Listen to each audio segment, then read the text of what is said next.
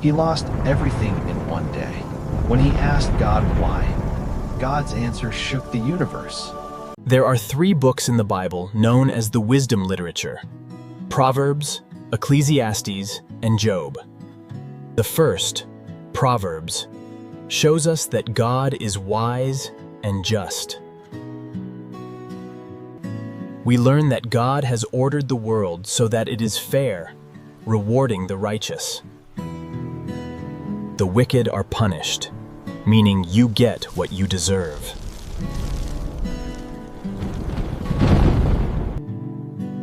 But then we meet Ecclesiastes, who observes that people don't always get what they deserve. There are 3 books in the Bible known as the wisdom literature: Proverbs, Ecclesiastes, and Job. And this makes you wonder, okay, well, is God wise and just? Exactly. And so it's that question that is being explored in the final book of wisdom, Job. All right, let's dive in.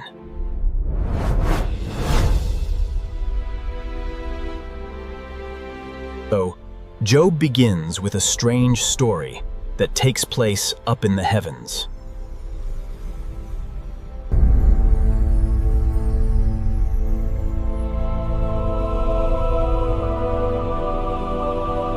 And God points out this guy, Job, his servant, showing how righteous and good he is. And then one of these angelic creatures approaches. He's referred to in Hebrew as the Satan. The Satan, who is this?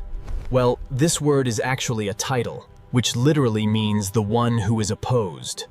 So out of this whole crew, he is the one questioning how God is running the world. And he proposes that Job might not actually love God, that he's only a good person because God rewards him. If God were to take away all of the good things he gave to Job, then we would see his true colors. So he thinks Job is just working the system? That's exactly right. Maybe he's obeying just to get what he wants. So God agrees to this experiment and allows the Satan to inflict suffering on Job. And Job loses everyone and everything that he cares about. It is devastating. And remember, he deserves none of this. God himself said so. The remarkable thing is that in the midst of all this suffering, Job still praises God, at least for chapters 1 and 2. But then in chapter 3, we find out how he's really feeling inside. He unleashes this poem that reveals his devastation. It's a long, elaborate curse on the day that he was born. After this, some of Job's friends come to visit him to offer their help. And all of them are like, "Job, you must have done something horribly wrong to deserve this." After all, we know God is just, and we know the world is ordered by God's justice and fairness. So, you must be getting what you deserve. And for the next 34 chapters, the friends and Job go back and forth in very dense Hebrew poetry. His friends keep speculating about why God might have sent such suffering, and they even start making up lists of sins.